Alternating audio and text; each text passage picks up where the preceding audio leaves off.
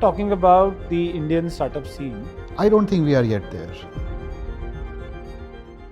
what all these technologies mean, The place where blockchain comes in picture, how code is shipped in general between teams. continuous integration development, those are the common frameworks which are used. One of the biggest game changers in India's tech history has been So we made one solution where vision AI was there. innovation has to precede compliance. People start believing in your innovation, What is that one thing which India does better than Silicon Valley? and they said it will be supercomputer. So I got excited. Started small and then built it big. First 3 years when we started, we didn't earn anything.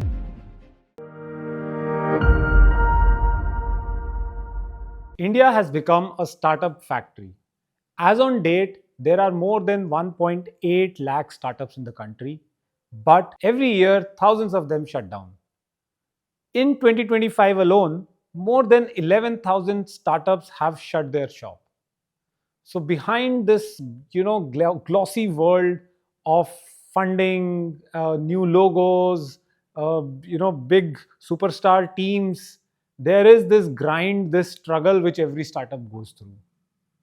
Today's episode is not about the startups who struggle, but rather who build for the long term, who build the right way, who know what their offering is for and for whom they are building and what they are building. They apply the right mental models, the right frameworks, and build in a way where it is deriving lot of value in the long term. Hey everyone, I'm Piyush and this is Out of Office, where founders, creators, innovators, they step out of their office and talk about their stories, their struggles, what they are building and how they are building. Today's guest has lived one such struggle. He started his career in India and then moved on to US, stayed there for more than a decade, worked in companies like Apple, FedEx, Lowe, and then gave it up all, moved back to India in 2015 and started his own IT services company. He's a technologist, a founder, and a builder who is redefining how deep tech is built in India. Please welcome founder and CEO of VdoIT Technologies, Mr. Narender Kamra. Thank you, Piyush. Thank you for having me here. I'm happy to be out of office, first of all, and I'm looking forward to have a great conversation today. Likewise. So before we go into VdoIT, I want to refer to the times where it all started, where it all began. Maybe talk about your journey right from your early days, and then we can go to VdoIT. Sure. So I'll give in a brief so that it doesn't become an epic itself. So I belong to a very small town known Hisar in Haryana, and my parents were not so well educated. So till 12th of my class, I did my non-medical thing, but I wasn't much aware that after 12th, I have to really appear for engineering. So when everybody around me was like going for all exams, entrance exams, and I realized that I was not prepared and I actually failed miserably. And I was determined that, okay, I failed in this attempt, but now what? I had an option that I could go to my college in South India, where you remember the donation colleges, they happen. So I denied that. I said, okay, I will do my graduation. So I did my BSc Computer Science in Hisar. And then I was determined that I will take admission in the best institute, and I got that, which was Punjab University, Chandigarh. So I did my post-graduation MCA there. Then I got placed in HCL Technologies through campus. And that was my dream company because there were very few companies who were doing innovative work. And when I was interviewed, my first question was that which project I will go. And they said it will be supercomputer. So I got excited, thrilled, and there I spent 4 years. Then HCL gave me opportunity to go to US, and I worked for Bank of America there, then moved on. I worked in one of the biggest home improvement company, Lowe's, then FedEx, Apple. So whatever I could learn, so I stayed curious, I stayed hungry for my learnings, and here I am, that after coming back to India. So 1 year I worked here just to get back in the culture, but Then I thought, let me start my own, and it's been 10 years, and we started, and we are very successful in our company. Great. We'll definitely get to that, your current startup. But before that, also wanted to touch upon the aspect that you started small and then built it big, right? So, really, for the benefit of viewers, a lot of them students as well, how much of emphasis would you put on this? That opportunities are good to grab, and you should take it whenever they come your way. Absolutely. The first thing first is that I learned is that every call is not an opportunity or lead. So no learning comes for free. That happened with us too. First 3 years when we started, we didn't earn anything, just the experience part, right? So opportunity is for me is a term which is subjective and which depends on what stage you are at. Are you sufficient enough that you can take only selective business, or you are hungry to take any business? So when we start, then if you see the name of my company is We Do IT. It doesn't say that we do solutions of IT, we do staffing of IT. So anything under that umbrella, under that IT, we tried for every damn thing. Got it. And throughout this journey, from starting from HCL and then going into Valley and then coming back, building your own company, which was that point where you realized that this is the inflection point, and this is something which I really need to, grab it with both hands. So, was there any such point? Yes, actually, everybody has a unique nature. So I have my own. So everybody says about me that if I spend some time uh, in one area and I stop talking about that area, that means I'm done with that and I want to move on. So this happened even in my IT career, that when I was doing the programming, then a hunger of doing architecture in IT that got generated, and I did my certifications, and I took that opportunity in my that time company. And then I moved on the program management, and again the global stakeholder management. So this was the kind of a hunger I kept generating within me, and that took me to this level. Got it. And you've also worked at Apple, and it's a dream company for many Indian graduates. Would be very interesting to know how it is like working on the other side. Like, what's the culture like? What are some of the unique things about working at Apple? Very interesting question. Before that, there is like bit of the background. Sure. Why did I came to Apple? So I spent most of my US time in Lowe's Home Improvement, which was a typical US company, working 8 to 5, and I was done. As I said, that's my nature. That if this happens for 5 years, means something is wrong. So I moved to FedEx, and there it was a very challenging project where I had to work 15 to 16 hours a day, and my kids were at very young age, and I wanted to give time but I could not. And this was my choice, that I will spend my year or more than a year on such challenging work, but you get exhausted. So then I moved to Apple with a challenge that, okay, now I want to add a brand in my portfolio. But when I reached there, I was really surprised that because Apple is a very rich company, and to do the same kind of work where I was having one person under me in FedEx, I was having 5 people to do the same level of work. So this gave me a relaxing time, but at the same time, I could build on myself that there is much more to learn, much more to network, and that was the most breathing time for me.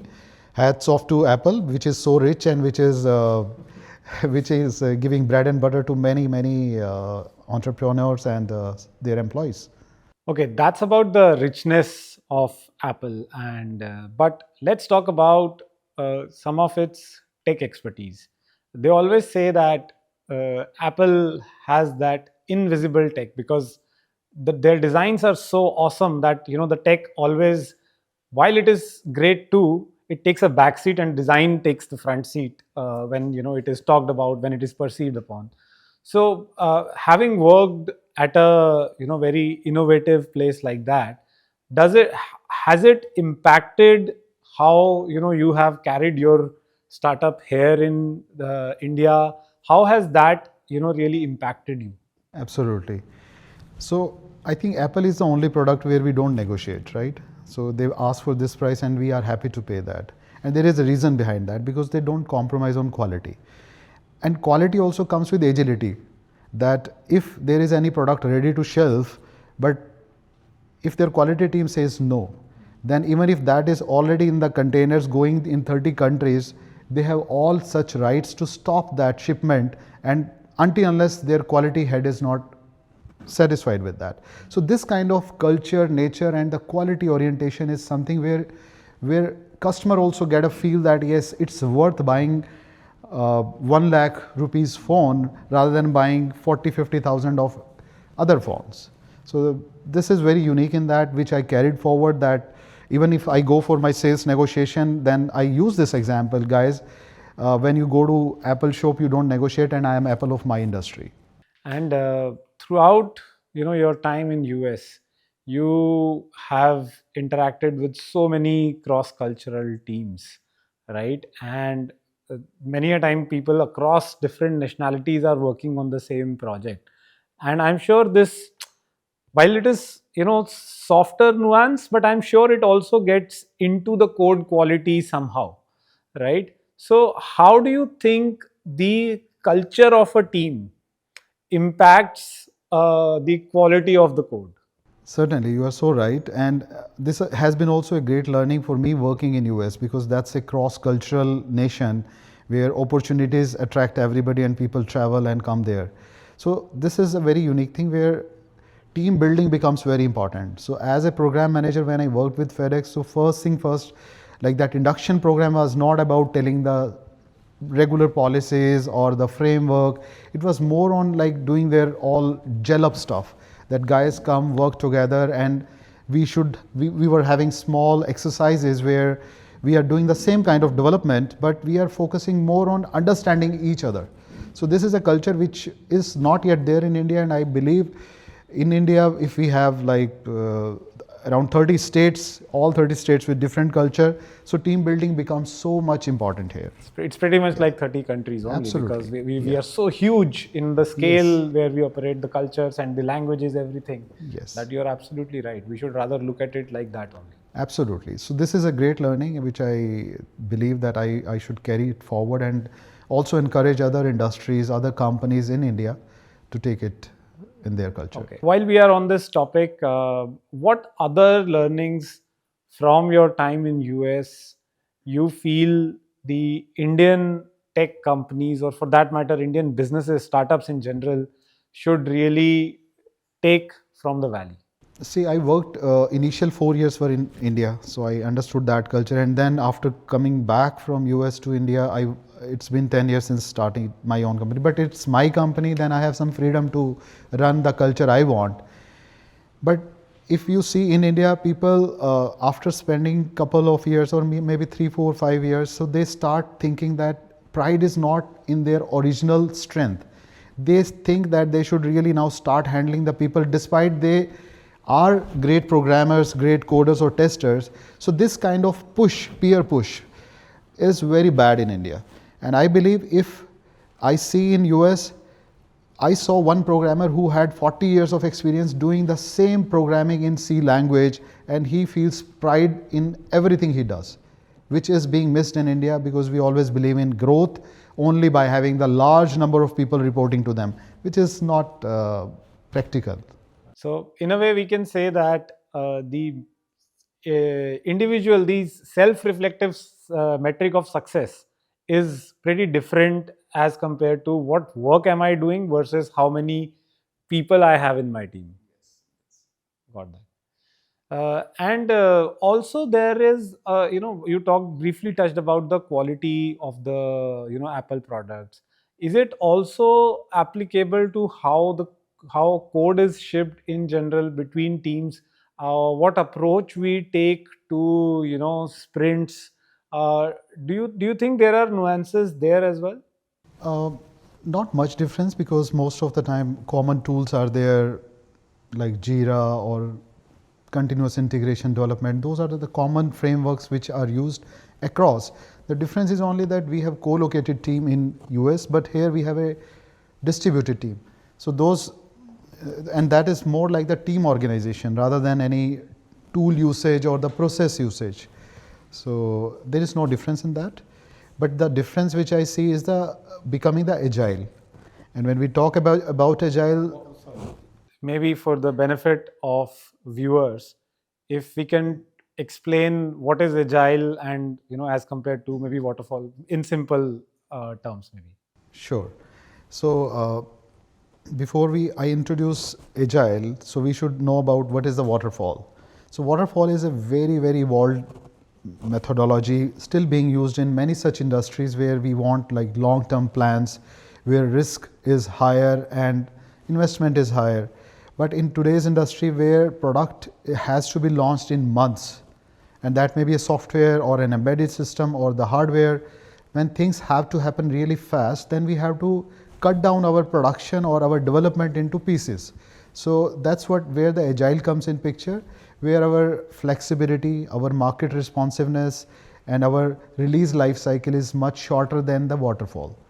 In general, if you know that there are generally 2 to 4 weeks of sprint life cycle, this means we are making a small chunk product once, improving it, and then making it better and better, and on the fly, if we see that market is not ready for that and we have to change our strategy, plan or the design, let's do that right away. So this is all about flexibility. So this was agile, but the tools, as I said, there is not much difference. We are still learning. I believe that when I work in India, I hire from universities, colleges. So there is sufficient amount of time which I have to invest to get them educated that how to follow those processes. Got it. How can, since you are on this topic of recruiting from colleges and you still have to train, we know, even the large IT services company, they run this 3 to 4 month boot camps. It's almost like they are saying that, okay, no, we will now teach you. Or how do you think this system can be improved, or maybe why do we need to train someone who has spent 4 years in a college? So that is something which. A very good question. We should understand that especially in Indian education system, their changes are not as fast as it should be, as fast as the corporate runs. So whenever we take college pass outs in our companies, we realize that they are behind. They have good fundamentals, they have good basics, they have done good low level programming, but they have not solved the real life problem. So when they come on board, it's good that while they are still in campus, let's give them 4 month, 3 month of such kind of boot camps and all, where they can get prepared and then join us. So it's more like pushing induction from company back to the universities and get the prepared students. Have you ready. tried such a model anywhere? Yes, we did. We did? We did. Okay. Can you explain? Can you tell like where did you do that, and Yeah. how were the results? Was it last semester? Maybe talk about it.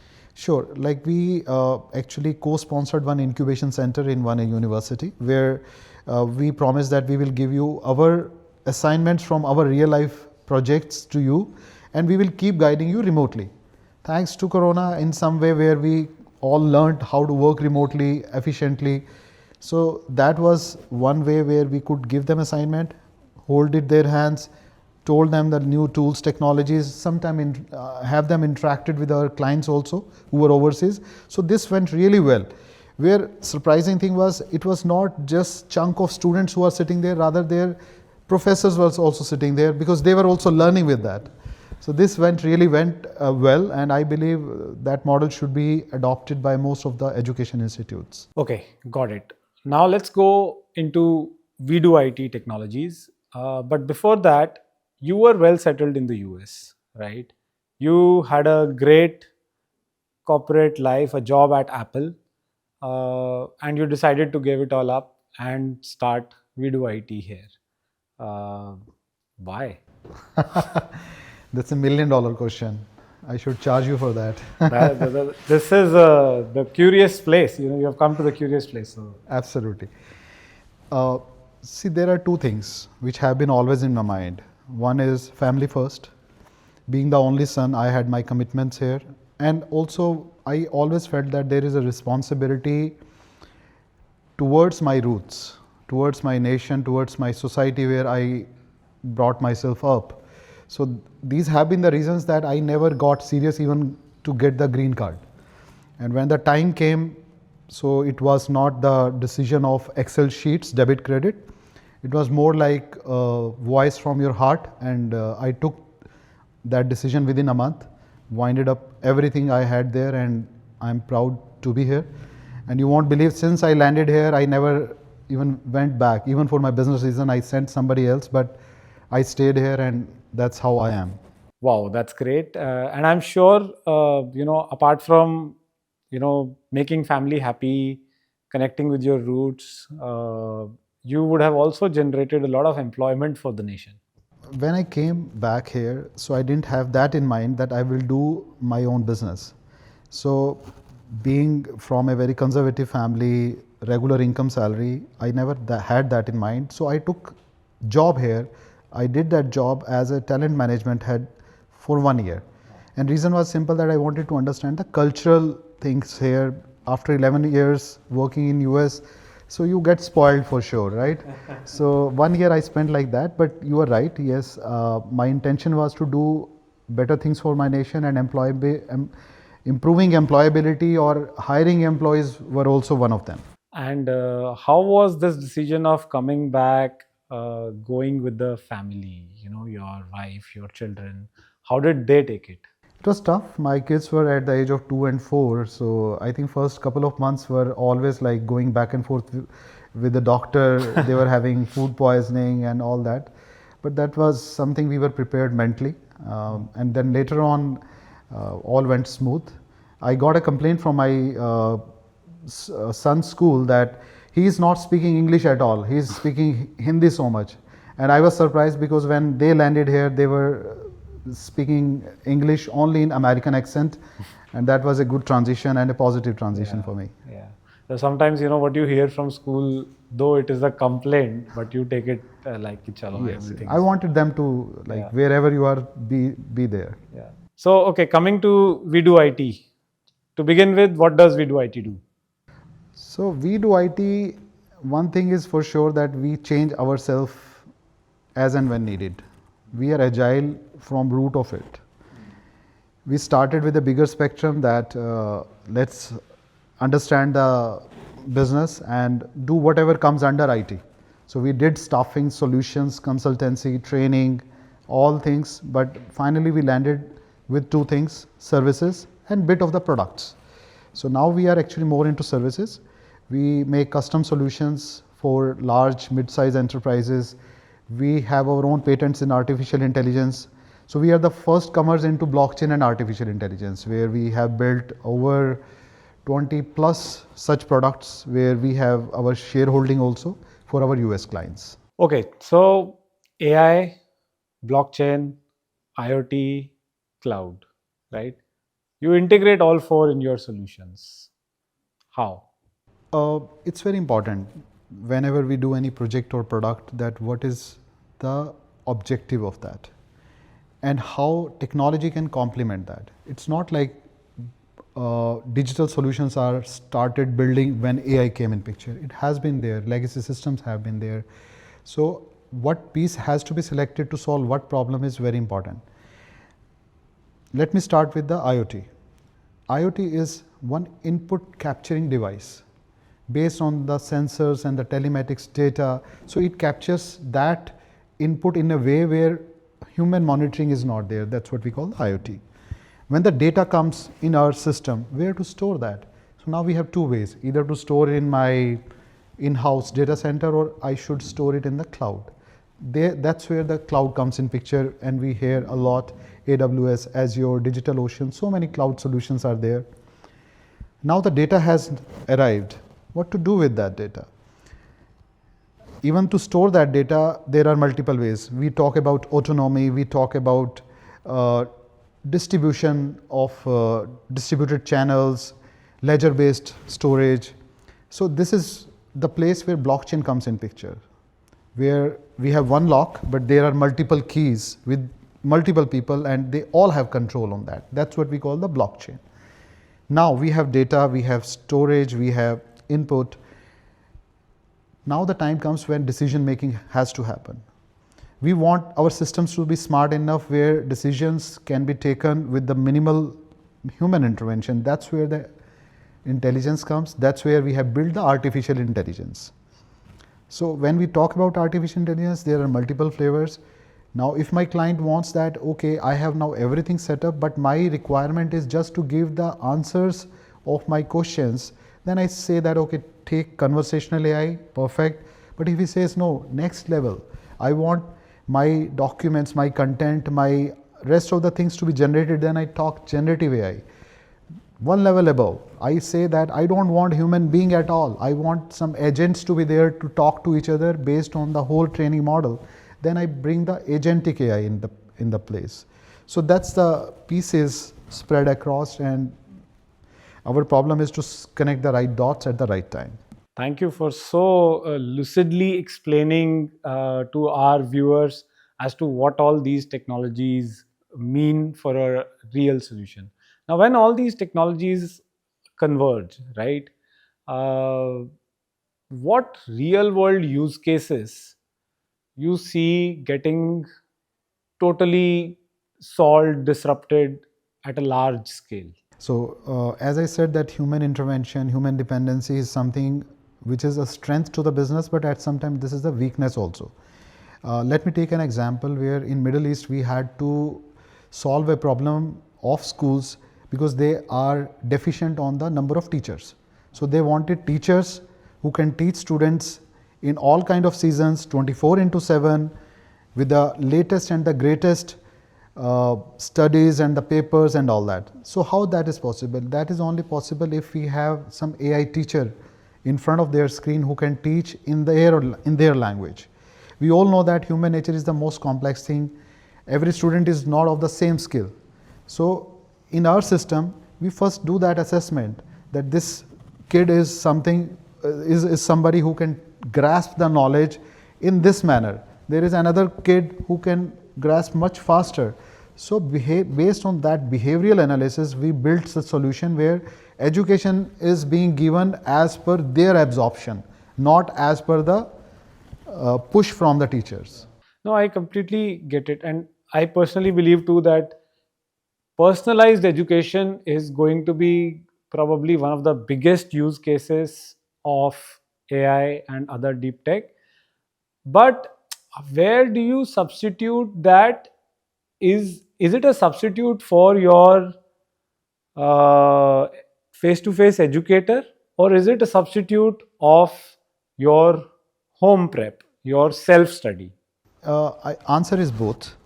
As I said, there is a lack of teachers in many geographies in the world, where even the basic education there is nobody to give that.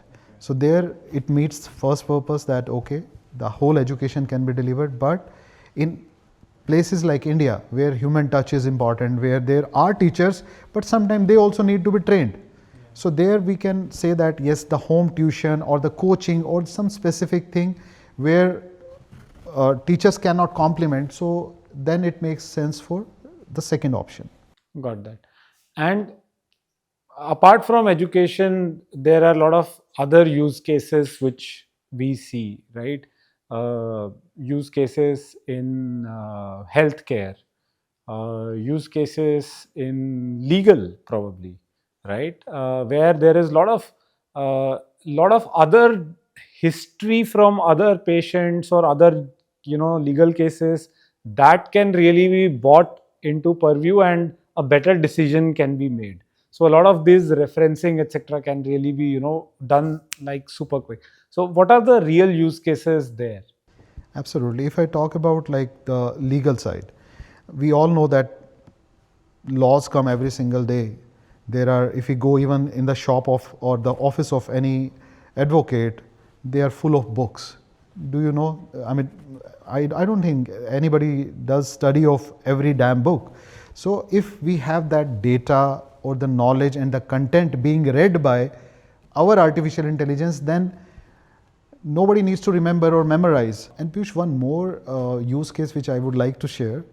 We all know that in Indian judiciary system, the biggest problem is to have a big backlog where civil cases, criminal cases, they are not being sorted on time, and people actually they leave the world but they can't leave the code. Tarikh pe tarikh pe tarikh. Tariq pe tariq.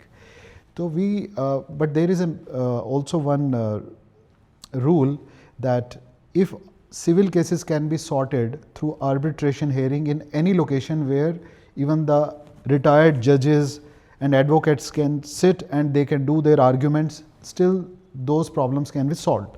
Outside of the court. Outside of the, it is actually considered as the court judgment because judges are involved in that. Fine. So this can happen even in any 5-star hotel, 4-star hotels, and most of the civil cases, if we think, are mostly related to finances or their family problems, where properties and all those are involved, right? So we made one solution where Vision AI was there, where we had to build a court-like environment, and we had cameras, we had the right audio capturing, and based on their arguments, we were making the right sense out of it by using the AI. So this was a very unique use case which we built, and I think this can bring a lot of change in Indian judiciary system. Wow, great, great. I didn't know that we have so much use cases in legal as well. And any other such use cases, like either in healthcare or in sports or anywhere, maybe, because this is sounding, all of this is sounding Sure. very interesting to me. See, I have delivered 100 plus projects. Let's sit for a days and I can explain what all you want. But let me tell you one healthcare, which is very interesting. So one company in Hong Kong, they were into aesthetics, that there are skin diseases, and whatever is possible to do the best use of AI is mostly related to skin. That by look, if your camera, high resolution camera, look at your skin, and we have the right training model and the right data set, we can tell that this skin is having this kind of problem, or this needs such kind of herbal medicines or the treatments. So we made one solution where on the basis of their 5 or 6 photographs, we could tell that this person needs this kind of treatment at the first level. If there is no auto answer of that, then he can consult to the right doctor within that business, and then it was the next step where customers really loved it because they could save their money and the time by not going to hospital and getting the first level of diagnostics just by the Vision AI. Wow. So this level of DIY self-serve in health tech, is it also, like a bit of tussle with compliance as to, you are encouraging patients, like we are, like through these solutions, we are encouraging patients to go for a DIY, but at the same time, it saves a lot of time. Like I'm guessing when during COVID, we were all, consulting doctors on phone and waiting for those appointments. Probably this could immediately give us something as the first remedy, and then we can, it would save some time there. Absolutely. So this question is very, I would say, very much is in talks always, that which comes first? Solution comes first or the compliance comes first? So we all know that innovation, if has to happen, it has to bypass compliances first, take some drawbacks and then make it better. It's not like compliance is not important, but innovation doesn't wait. If you wait, then somebody else will run much faster. That's so aptly said. Innovation doesn't wait. Now that we are moving here, let's move to the slightly darker side of these technologies, or maybe the not so good side of it. Where do you think are pitfalls here? Which, because I am reading that there is a lot of cybercrime which is going up, which is aided by a lot of these technologies. How much of it is truth, and what all other pitfalls, as you visualize the future going forward, we see of these technologies coming in? Yeah, this is also related to your previous question, compliances and regulations. See, cybersecurity is the only domain sector which I have seen since I have started my career. चोर police का खेल कभी ख़त्म नहीं होता. They always think ahead of each other, and it keeps going and going and going. We all understand that AI has pitfalls, where if any ill-minded person has to hijack anything grab your system and all that. This would happen. But with that, it's important that our police, our development community has to stay ahead, compete with them, and that's the only way our technology can become better, because pitfalls are there.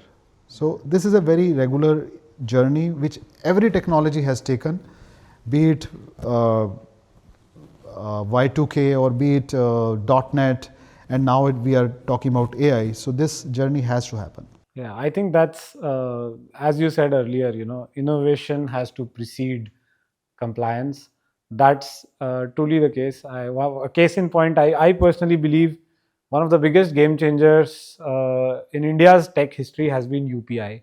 How it has truly enabled commerce from a cobbler to a LV store.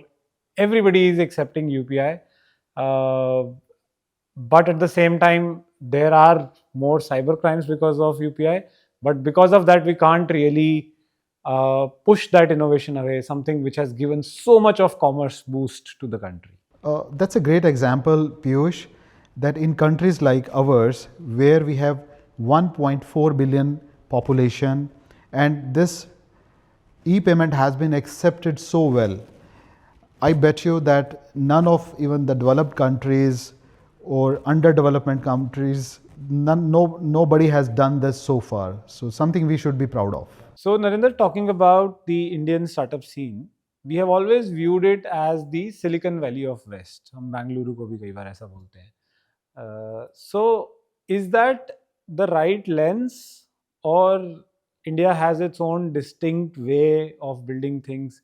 At least I believe that earlier, when we were, really copying what has worked in the West and similar models, but now there are very, very specific Bharat specific models which have also started to, emerge.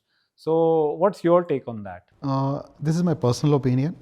After having experience of going in multiple geographies, attending their events, seeing them grow in various technologies, seeing their patterns of filing the patents, that volume, I don't think we are yet there.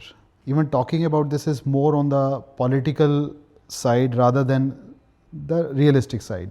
So I think we have long way to go, where we should go really beyond delivery models, and we should really think innovative, where AI should not be a tool for us, rather we should build AI from scratch. Yeah.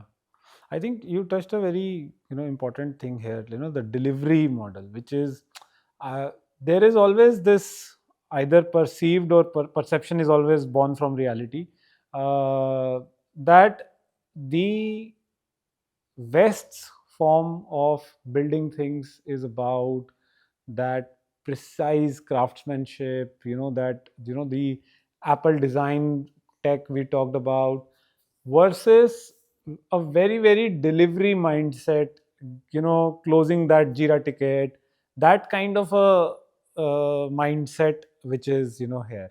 So am I reading it correct, or is it just too hyped? This is correct actually, and you mentioned the delivery in kind of software delivery. Yeah, But even within the product companies itself, how they treat their product is more like true. And that's a very common term. Even if I say the unicorns which we have built in India, they are also doing the delivery or logistics, most of it, right? But there is the innovation where we have to reach is much more beyond that. So that is a set of opportunities we should start grasping, and that can only happen if our foundational strength in the form of students, in the form of our workforce, they get really groomed with that. okay, coming to founders, right? There is a lot of personal brand building emphasis in India, right? You see a lot of funding rounds getting celebrated, LinkedIn posts. Uh, but on the other hand, there are founders who build it quietly, like you. A case in point, there are three IPOs which went recently. We all know Lenskart, Piyush Bansal, Physics Wala, Alak Pandey, and Prateek. But there was even a bigger IPO which went live, Grow. Not many people know who grows founder is. So, what do you think of the philosophy of building in public while building a personal brand for yourself as well, versus quietly building it along the way? There is no harm, as per me, there is no harm going in public where people start believing in your innovation, but foundation still has to be strong. I don't say that Lenskart has not done great business. Profits are different thing because now we talk about customer acquisition first, right? So they are doing perfect, but I believe foundation is still the most important part where scalability, going global with your current product or services is something undervalued in India. And if I believe in like making that thing first stronger and not just believing in going public in one exchange of one country. If I can go probably more on my token or more in my global exchange presence, so my preference would be always that. But that will again come with the strong foundation. And particularly talking about the tech leaders in the industry now, right? There are many brilliant CTOs, SVPs, VPs, a lead of engineering, who are truly brilliant in their own right. You talk to them and the kind of ideas, not just on the tech side, but on the business side, the kind of ideas they are brimming with it's just mind blowing. But very few of them, again, unlike you, very few of them really take that leap of faith to start something of their own. And I'm particularly referring to the tech leadership talent here. Do you also see that pattern? Is it something, do you have some logic for this pattern?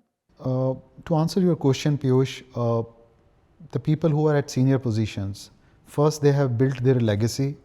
They have built that organization to a level where they have confidence that they want to start something on, but at the same time, they may be having their responsibilities which don't let them take this pledge.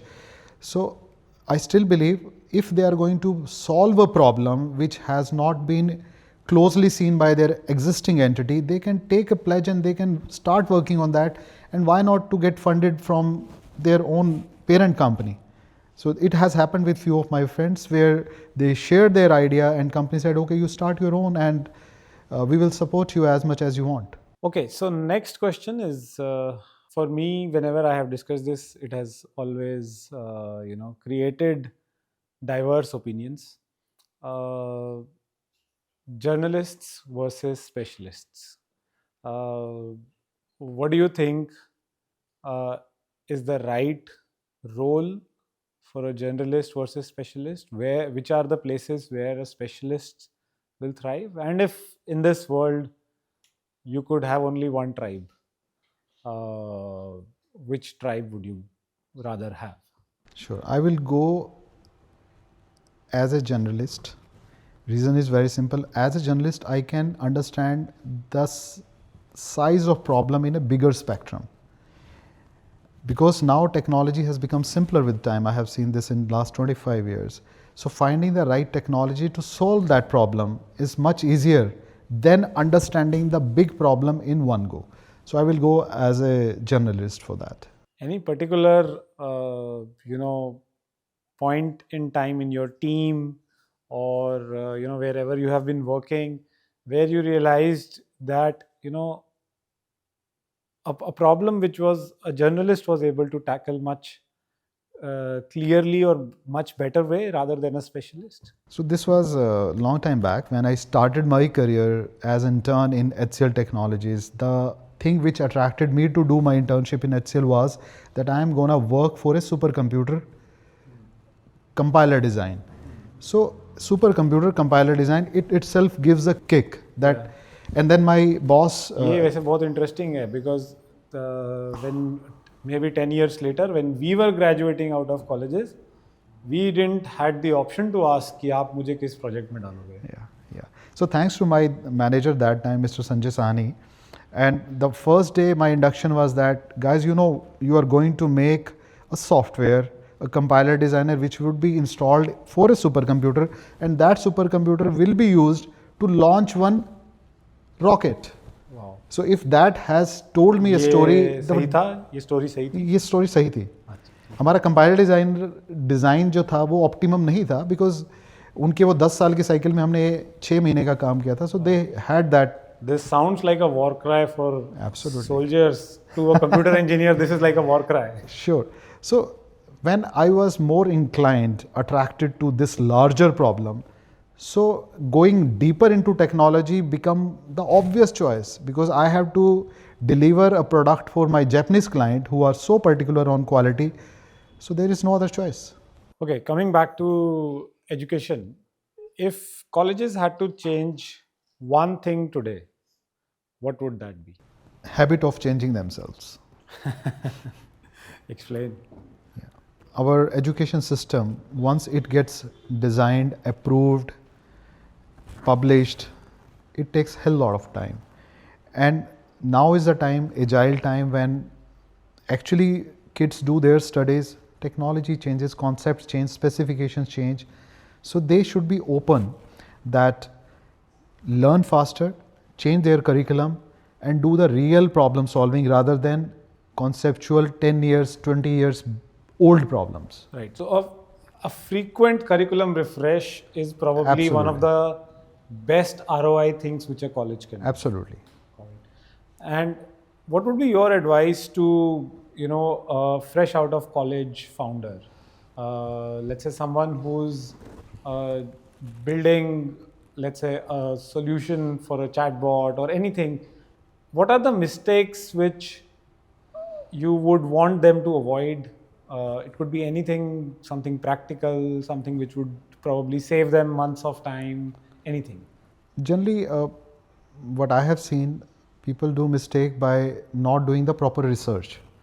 So with the limited research, they feel that they are the only unique ones who are solving What that all problem. areas Yeah. do we need to research, let's say? Yes. As a Research, I mean, market research is very important, because of course when they started, they must have found that problem. And I have seen the people that they see that whatever problem they face is the problem of the whole world.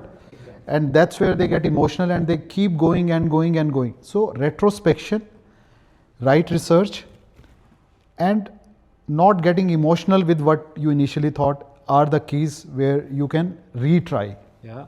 If I can just add to that, I think to get the right market size is very, very important. And I have done this mistake myself in my first startup, where I was too attached, passionate to an idea, and later on realized 3 years down the line that it just doesn't have enough market size.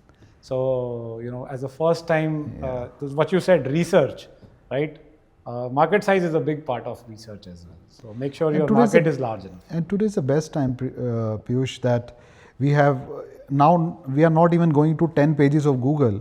That is also being done by ChatGPT or Perplexity, and they are giving you the precise answer. So there cannot be better time to do your startup. Yeah, absolutely. So students, all yours to play. Okay, Narinder, so this brings us to the rapid fire round. There will be quick shot of questions at you. Let's see how it goes. Sure. Cool. What is that one thing which India does better than Silicon Valley? Hard work. Great. If you were to pick a great idea with an average team or an average idea with a killer team, which one would you pick? Average idea with a killer team. I think that choice was simple.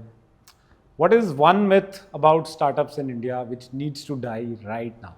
It is about solving the problem till the root. Got it. India doesn't lack tech talent. It lacks. Intent. Wow. It has hard work and it lacks intent. Yes. Can you explain? Yeah, I mean, direction and the intent are the two areas where, if our current strength, we are the youngest nation of the world, if we get the right direction and the intent, then we can do the wonders, because hard work is in our nature. That's the way, that has been the reason that we are the best choice of global outsourcing, where if Americans work till 5 and we are happy to work right after that 12 hours a day, and that is the key and the strength for us. Okay, the last one. If I took away your entire tech stack, right? And I leave you with just one skill uh, to begin from scratch. What would that skill be? Problem solving. Generalist. Generalist, yes. Seeing the larger picture than the small picture. Okay, so we come at the end of the podcast, but before we go, we always have a ritual. We call this the Param Jigyasa. Amazing. So every guest leaves a question for the next guest. So you will get a question from our previous guest, Okay. as well as we will also take a question from you for the next guest. Sure. Can I have the envelope? That's a question for you. It's sealed. Wow. It is sealed, of course. We haven't seen it either. Oh, okay, I'm reading the question. Yeah. In the era of all companies making noise on features and offerings, how will one stand out? I believe simplifying the solution, which is more friendly for users, is the only way to go forward. Right. I believe so. All the companies which put it out right straight away to the users, this is what I stand for. Delivering the value and communicating the value straight away definitely is one of the key aspects. So Narender, now we need to take a question from Sure. you for the next guest.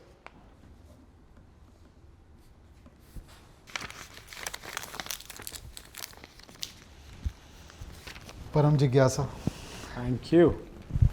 Before we wrap this up, Narender, also got to know that you have recently become an author as well.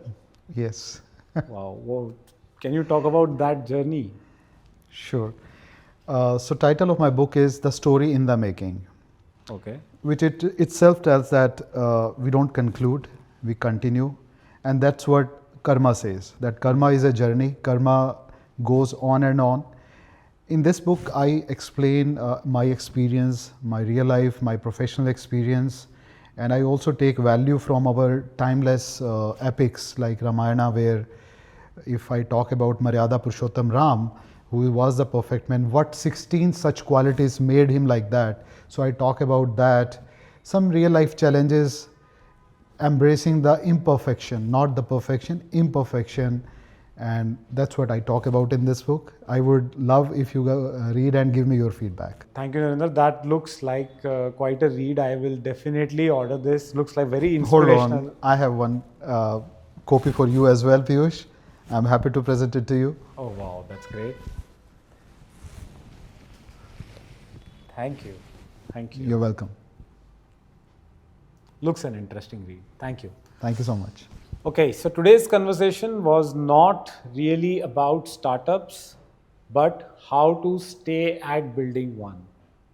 If you are a student or anyone just looking at starting up on your own, remember, if you stay persistent, if you stay at it, the success is bound to follow. This was a story of staying put when the jazz was not out there. Narinder, thank you for being brutally honest. Thank you so much. Thank you, Piyush, for having me here. And to everyone watching, if you know someone who's planning to start up, please do share this episode with the person. This is Piyush Nangru, and this was Out of Office. Until next time, stay curious, keep building, and do step out of your office once in a while.